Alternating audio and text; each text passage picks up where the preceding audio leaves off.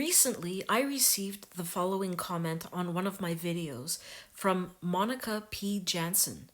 She wrote, "Can you make a video about how dog lovers often say things like, think about how you would feel if you were in a cage or had to sleep on the floor, or if unfamiliar people just went to greet you to blah blah blah. To make people think how the dog is feeling if they are put in cages or must sleep on the floor and other things, to make people think that dogs are as humans in their needs.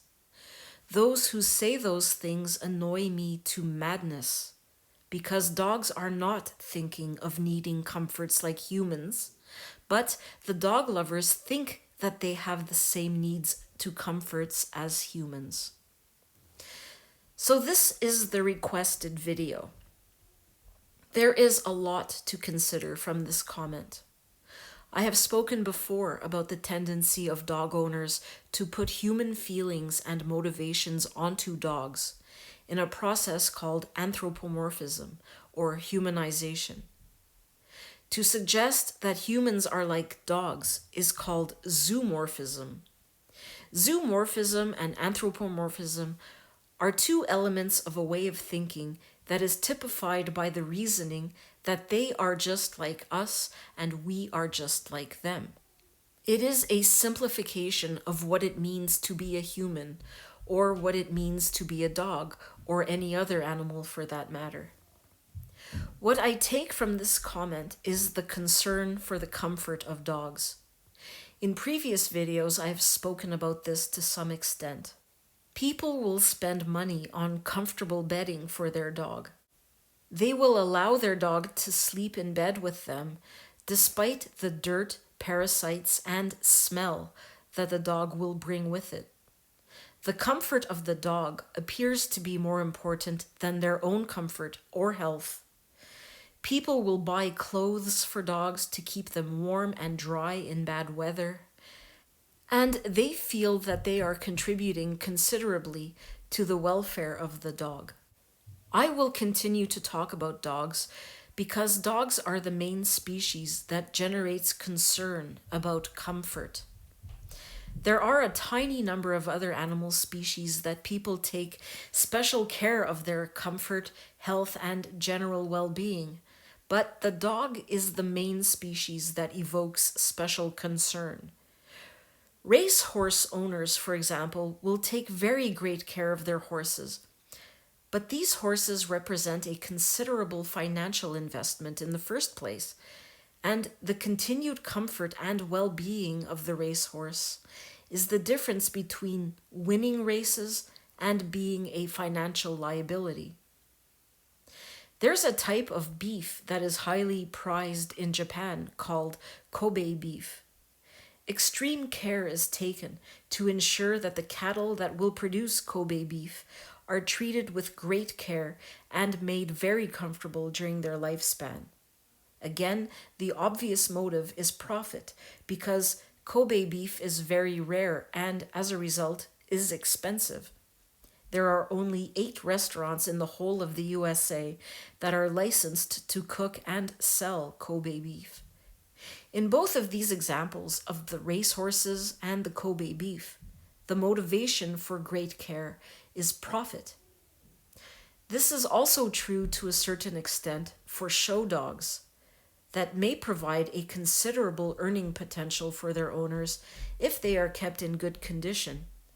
Such dogs represent a tiny fraction of the dog population and may be considered to be separate from the average pet dog. Why do dog owners often obsess about the comfort of their dog? Most animals sleep on the ground. Some sleep in holes in the ground. Some sleep in trees. Many sleep in hostile environments. Most animal species live outdoors in all weathers with no shelter or additional warmth. They have no treats. They have no toys. They have no Christmas presents or birthday parties. They have no one telling them that they are good boys and girls. They have no human mums or dads or brothers or sisters. Most animals have only each other for company, and they have to cope with other animals trying to kill them. Dogs are considered to be worthy of comfort denied almost every other animal species. Why is this? Dog lovers, the kind of people besotted with canines to the point of distraction, will have no problem answering that question. They have revised history and persuaded themselves that dogs have been our companions for an unspecified number of centuries. They believe that dogs and humans have lived in harmony, mutually assisting each other since before recorded time. In that sense, they believe that dogs deserve special treatment as a type of thanks for all they have done for us over the ages. This is not true.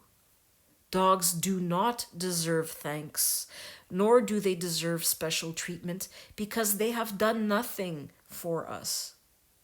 I discussed this false history in my video entitled Man's Best Friend, History or Mystery. And I discussed the relationship between dogs and repressive and totalitarian regimes in my video Man's Worst Fiend. Dog lovers rewrite history by claiming that the relationship between dogs and humans is symbiotic, each species benefiting the other equally. Not only is the symbiotic concept not true, it is the application of a $10 word to give false academic legitimacy to idiocy. If you live in a town or city that has its origins in the 19th century or earlier, then the animals you should thank for creating it are the horse and the donkey, not the dog, whose only talents are destructive. Dog lovers tell us that dogs have provided us with emotional comfort, love, and protection. I have covered these subjects a number of times, but in summary, the emotional comfort a dog provides is in the imagination of the owner. Dogs are incapable of love, and most dogs will do nothing to protect you unless they have been specially trained to do so. Dogs that are specially trained to attack on command have a nasty tendency to attack their owner or the owner's family, so any protection is unpredictable. If a person says that they want to do the best for their dog, surely that's a good thing. If they suggest that we should think about how we might feel in the dog's situation, then surely that is a right and proper invitation to empathize with another creature, one dependent on human care. It's not empathic at all. It is very likely the opposite of empathy. First of all, the invitation to show empathy is not to be directed at all animals, only one species. We have to put into perspective where this appeal to empathy comes from.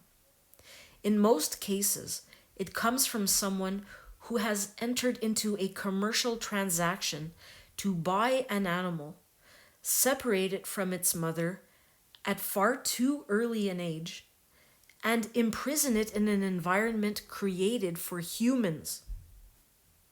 Once the animal is imprisoned, the owner may have made the decision to castrate the dog to make it more docile, or to spay it to prevent it giving birth. The decision to buy the dog will have stemmed from selfish motives. Possibly the dog is an emotional crutch, or a fashion statement, or a status symbol. If we put ourselves in the mind of the dog, the owner looks like a callous tyrant. This owner may have chosen the dog because of a trend for a particular breed or because they like the look of the dog. If that is the case, they may have condemned the animal to a shortened life of pain, breathing difficulties, and behavioral problems, all because it looks cute. If you want to know more about these subjects, watch my videos, The Cruelty and Insanity of Breeding Pedigree Dogs, and Dog Ownership is Cruel, Love is Hate, Hate is Love. The supposed empathy is a counterfeit coin. If concern for the comfort of an animal is not compassion or empathy, then what is it? This idea that they are like us and we are like them is something we may have been brought up on.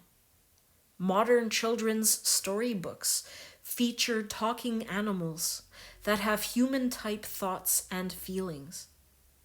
As we get older, this type of idea spills over onto social media, with people posting heartwarming stories of animals, mainly dogs, thinking and behaving in human ways.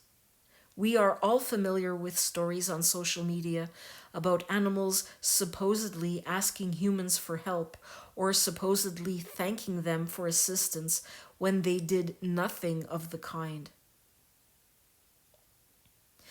We watch wildlife programs on the TV that play out like a Jason Bourne movie, with excitement, drama, and peril, backed by a stirring musical score. The lives of animals become unreal, a form of entertainment, a false, sanitized illusion of nature, devoid of struggle, pain, or disease.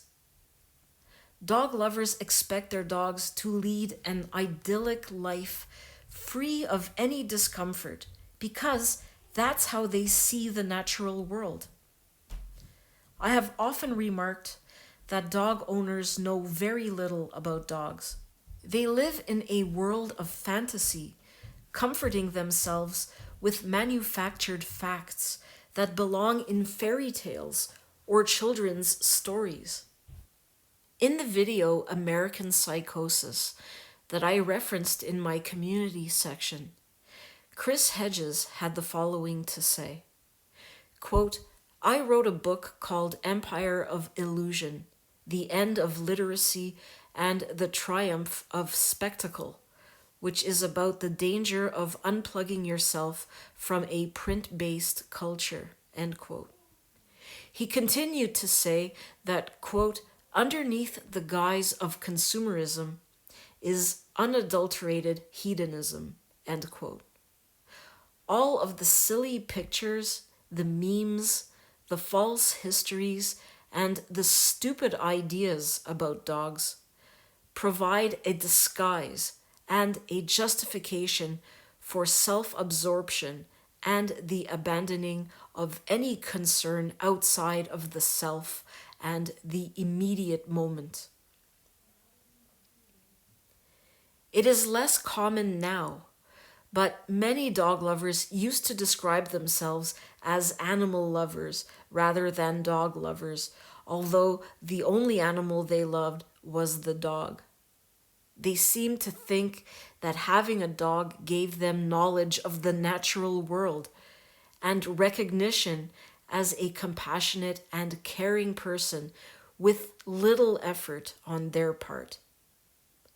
Owning a dog provides a shortcut, a secret path to self-fulfillment, and how the owner treats the dog becomes a reflection and a yardstick of their self-worth. The author Peter West coined the term conspicuous compassion to describe the phenomenon of showing that you care.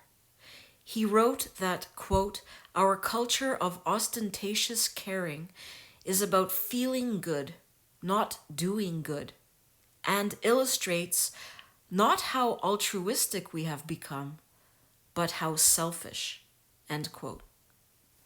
Having a dog and making it the center of your world is intensely selfish, but it makes you look caring and compassionate, someone who cares for all animals, when it is nothing more than status seeking and self aggrandizement. They are interested in comforting themselves, not their dogs. The future is dog free.